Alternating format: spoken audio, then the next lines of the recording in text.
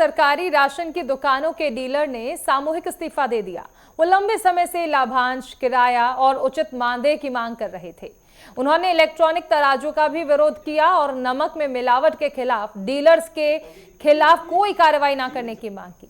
Dealers ने कहा कि जब तक उनकी मांगें पूरी नहीं होंगी वो काम नहीं करेंगे। जिला पूर्ति अधिकारी अंकित पांडे ने उन्हें आश्वासन दिया है कि उनकी मांगों पर विचार किया जाएगा।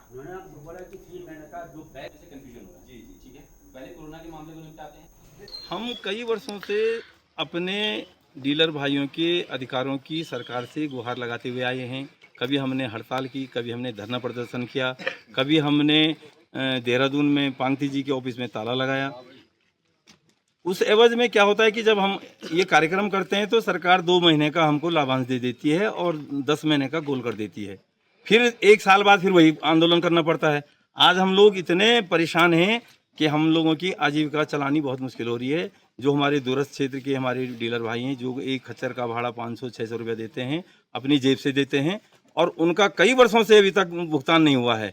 हम आज यहाँ पे मूलतः इसलिए आए हैं कि हम लोग बहुत लंबे समय से अपने लाभांश, भाड़े, किराए की मांग करते आ रहे हैं, जो कि शासन हमको जो है साल भर में 1-2 महीने का दे करके अपनी इतिश्री कर लेता है।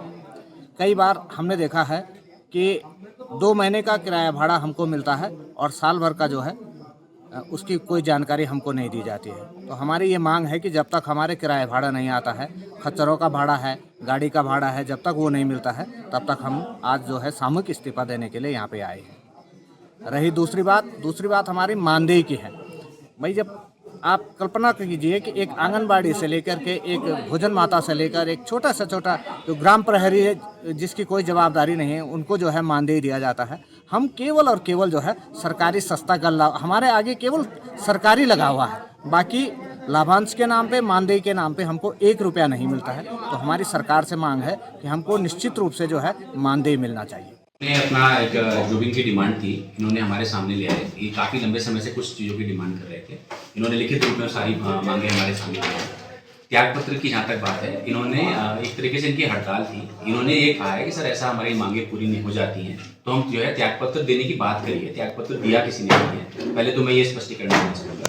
इन सारे लोगों से मेरी बात हो गई। अभी मेरे ऑफिस में हर ब्लॉक से लोग आ रखे थे, इनके रिप्रेजेंटेटिव, उनसे मेरी बात हो गई है। मैंने इनसे आपदा तक का समय भी मांग लिया है। भाई, आपदा काल निपट जाता है, उसके बाद में आपकी जो भी समस्याएं हैं इस दौरान में अपने लेवल पे जितना हो सकता है संभव आपका सॉल्व करने का प्रयास करूंगा।